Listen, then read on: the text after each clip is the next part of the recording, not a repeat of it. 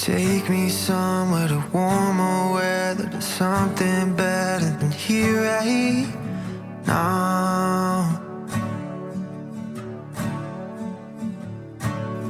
'Cause the days get longer, the nights grow colder, a lonely shoulder when you're not around. This is Mulligans, where life gets messy, love gets complicated, and second chances just might save the day. Let's begin.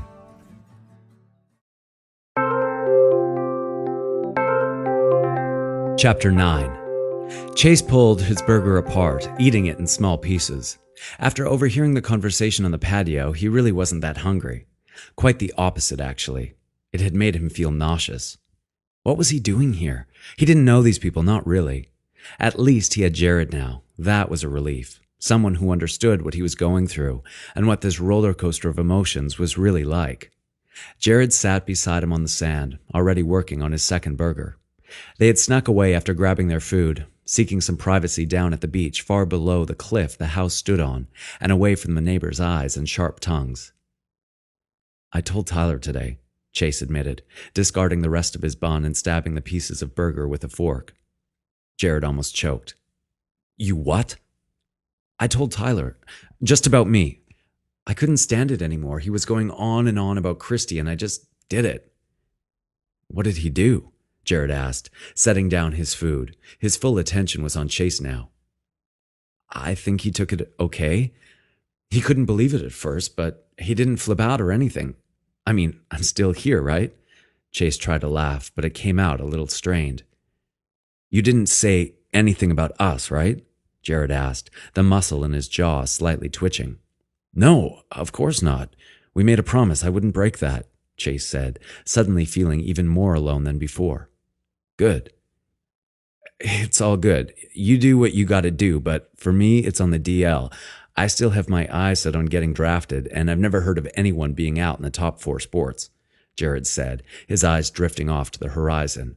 This was obviously something he'd thought a lot about. "The top 4? Chase asked. "Football, basketball, hockey, and baseball," Jared explained, giving Chase a wink. "Sorry, champ. Golf doesn't count." "Damn it. You just trashed all my dreams of going pro," Chase laughed. "I work at the golf course. I don't play. You obviously haven't seen me in action." "Not in golf." Jared smiled, and with a quick look around to be sure the beach was clear, leaned over for a kiss.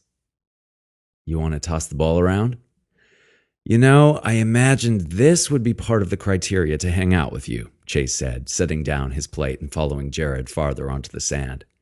"Let's see what you got," Jared challenged, tossing a perfect spiral to Chase. "You might be a Terry Bradshaw." Chase caught the ball and threw it back, wobbling but thankfully reaching its mark. He watched as Jared danced around some imaginary opponents and fired off another bullet toward him. "Or maybe you're Lynn Swann or a Franco Harris," Jared suggested, watching with hands on hips as Chase fumbled the ball. "I don't really know who any of those guys are," Chase admitted. "I have so much to teach you." Jared laughed and then ran at Chase, who did his best to get away. Jared proved too fast and tackled Chase to the ground, leaning over him on all fours. Chase looked up at Jared's smiling mug and grinned. "I like this game." Jared leaned in for a quick kiss and then stood, giving Chase a hand up and passing off the football. Just as Chase turned to walk away, Jared bear hugged him from behind and kissed his neck. Chase slowly turned and leaned into Jared, enjoying the sensation of being wrapped up in his strong arms. "Are we done playing?" "We're done playing with the football," Jared grinned. "What happened to you being on the DL? Feeling awful brave all of a sudden? Or are you realizing you're powerless against me?" Chase asked, cocking one eyebrow coyly. "I know what I'd like to be doing to you right now," Jared said, leaning in and biting Chase's ear gently. "Oh yeah? What's that?" "Well, we can't do it here." "Must be something pretty private then," Chase guessed. "It is," Jared whispered, resting his forehead against Chase's. "My folks are heading back to the city for a couple weeks. Maybe you should come over." "Maybe I will," Chase agreed, leaning in to kiss Jared again. "Anyone wanna—" Jared pulled away from Chase and wheeled around to see Christy holding 2 beers and looking back and forth between them with a confused look on her face. I told you to stay away from me. Jared spit at Chase, distancing himself even further. He bent to pick up the football and walked over to Christy, taking one of the beers. Christy shot a look over her shoulder at Chase as Jared wrapped an arm around her shoulders and quickly walked her back up the beach. What happened? She asked, eyes still on Chase. Nothing. He just tried something and I set him straight, Jared explained, quickening his step. Chase let the sand run through his fingers again. He'd been doing this for nearly an hour, not sure what his next move should be. He was scared to leave the beach and was also very scared to be alone. Because that was what he felt now more than any other time in his life, absolutely, completely, and utterly alone. He knew he should do something, move at least from his crouched position in the sand. His legs had long ago fallen asleep, and the numbness had spread through his body, creating an aching well when it reached his heart. It was as if a vacuum had been created in the center of his chest, and everything that was so beautiful and exciting about the world an hour ago was now being continually sucked into a bottomless black pit inside him. Chase considered this, and prayed that in fact he would be sucked into the dark chasm within and simply disappear. It would certainly be a hell of a lot easier than walking up the steps and facing the people at the barbecue, who he was sure would now all be staring at him with narrowed eyes if they hadn't already gathered their pitchforks to drive him from town. He knew he had to stand and make his way up the hill.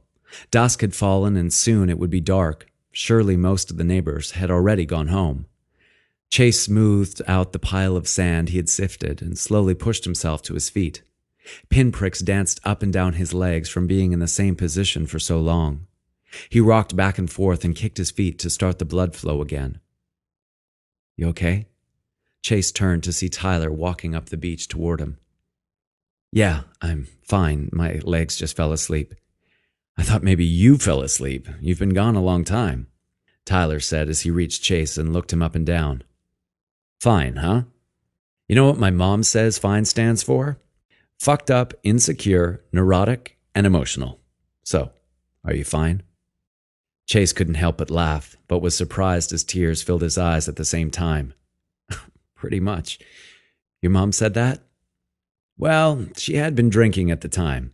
Forget about it, dude. Jim doesn't know his head from his ass, and my mom, she was just not thinking. Tyler reached his arm around Chase's shoulder and gave him a squeeze. It'd be totally different if she knew. Oh, right. That. Chase felt another little twist in his gut, although it was nothing compared to his broken heart over Jared. Tyler bent down and picked a handful of stones, handing some to Chase. He leaned back and then fired one from his hip, skipping it across the water. Chase tossed one of the stones up and down in his hand and then followed Tyler's lead and skipped his stone into the water. So, is everybody still up there, or did they go home? Chase asked. Most have gone home. Jared and Christy? Yep, left about an hour ago, said they were going to catch a movie. Is that all they said? Yeah. What's up, Chase? Chase skipped another rock and then turned to look at his friend.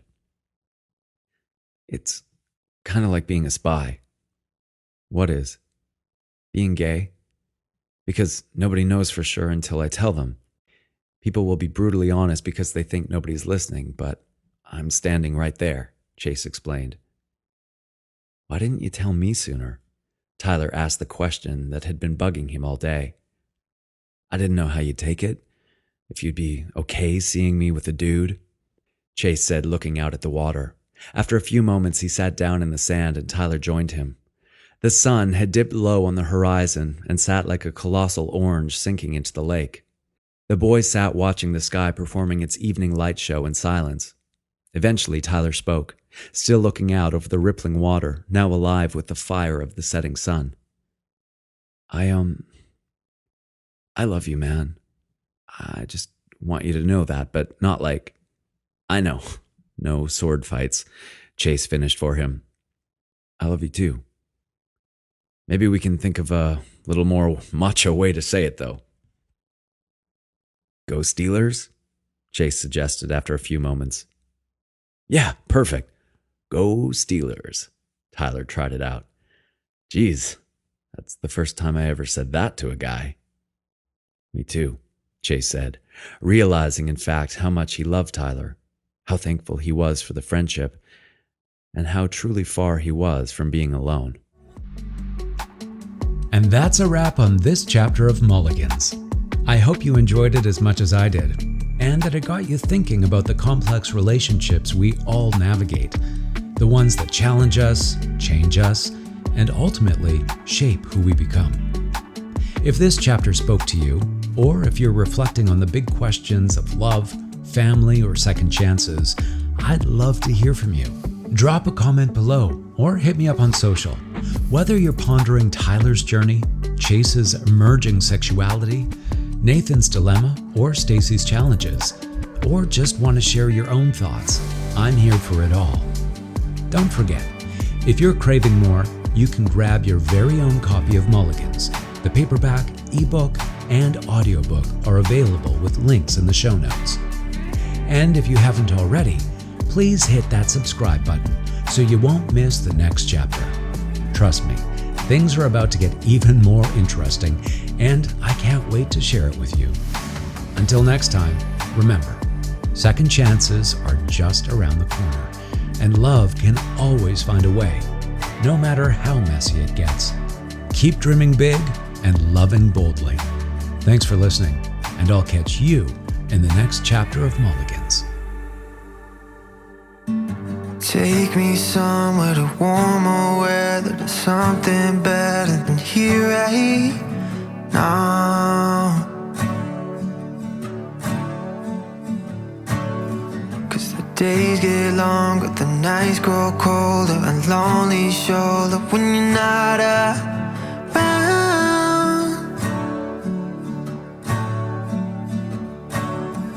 Tell me, do you want me right now?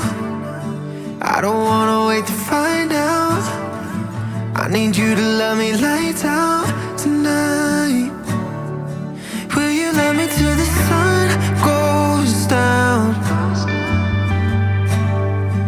Will you love me till the stars burn out? And tell me, do you see a future filled with me? 'Cause I do. I see you